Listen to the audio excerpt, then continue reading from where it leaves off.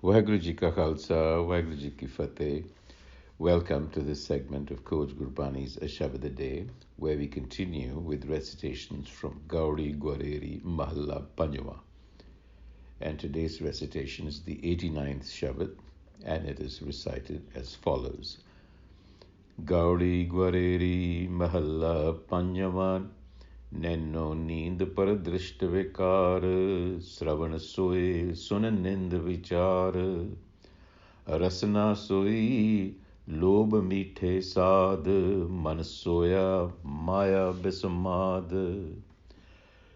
इस ग्रह में कोई जागत रहे साबत वस्त ओह अपनी लह रहाओ सगल सहेली अपने रस माती ग्रह अपने की खबर न जाती मूसन हार पंच बटवारे सुने नगर परे ठगहारे उनते राखे बाप न माई उनते राखे मीत न पाई दर्ब सियाणप न ओए रहते साध संग ओए दुष्ट वस होते कर कृपा मोह सारंग पाण संतन तूर सर्व निधान साबत पूंजी सतगुर संग नानक जागे पार ब्रह्म कै संग सो जागे जिस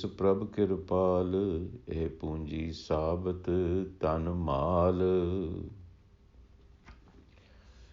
इस ग्रह में कोई जागत रहे साबत वस्त ओह अपनी लहे. Literally translated means, in this body mansion, that is to say, in the complex, within the human structure that we have, if the mind is awakened, then it recovers its pristine and wholesome state. We need to pause on this to just try and understand the backdrop to this. It's grah mein. So greh, home, a mansion, is often used to signify the human structure and more especially the heart, the core within the structure, the source of our feelings, emotions, and essence. Meh koi jagat rahe. So the implication is that the mind is asleep. Now that runs very radically counter to how we think we are feeling, because we feel as though we are quite awake. So Gurmat, Gurbani, challenges very radically our common perception, consciousness of the world. What it is telling us is that the consciousness that you have currently is very limited, is misleading, is not the truth, and that there is a need to awaken oneself in order to become sabat. Here, of course, the indicator is sabat vast ohe apni lahe. So sabat is wholesome, perpetual, one that doesn't end. Vast refers literally to a commodity, but it is referring here to that endless essence within us, the self, the har. Ohe apni lahe is finding one's source.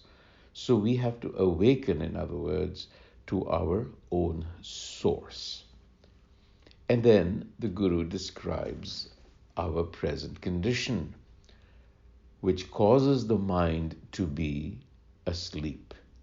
He says, Nainahu Nid par Drisht Vikaar. The mind has lost its self-awareness because Nainahu Nid par Drisht Vikaar. Vikar literally means modification, but refers to defects. So the eyes or eyesight is defective because it is awestruck by Maya. because it roves and it strays after the myriad of forms that it sees. In other words, it's caught up in the material world. It is constantly following things and getting attached to different forms. And the same is the situation with the ears. Sravan soy, sun nind vichar. Nind vichar, slander, literally slander, but referring to the idea that we are not listening to the primal sound, to the Shabad. And rasna soi lova mithe sad. Rasna, literally the tongue, but signifies the mind, the intellect, is greedy. So greed is fueling the senses, and they become attached to objects, and that causes the mind to become intoxicated. And further, sagal seheli apne rasamati. So the sensory equipment that we have is really self-intoxicated. It remains unaware of what is happening within. Grah apne ki khabar na jati. Just clueless, unaware of our true self. Musanhar panch batware, sune nagar pare thagahare. And while we are unaware, we are allowing the so-called five thieves, the vices, to rob the unprotected mind. In other words, robbing simply means dissipating the mind, not allowing it to function in a whole manner.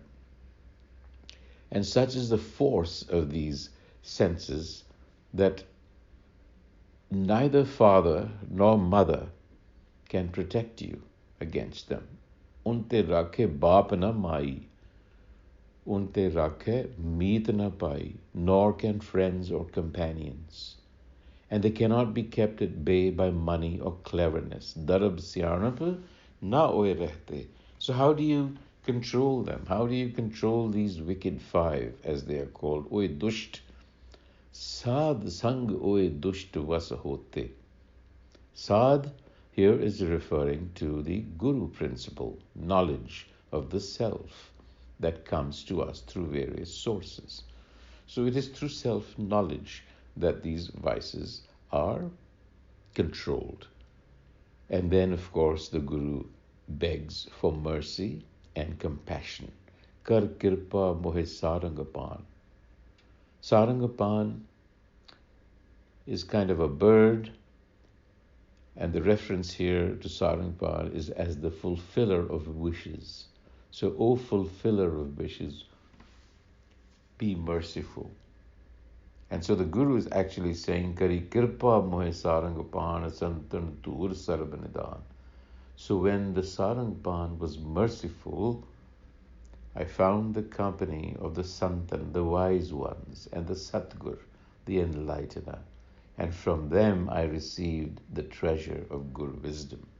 Santan tur sarabanidan. Sarabanidan, the treasure of all treasures. And says Nanak, my mind was awakened in love of the Supreme Self. Nanak jagge par brahmake ranke rang. So jagge jis prabh kirpal he punji sabat tanamal.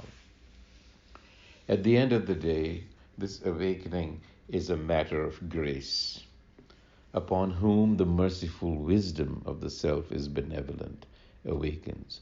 So what we really have to do is become receptive to that wisdom, to become receptive to that grace.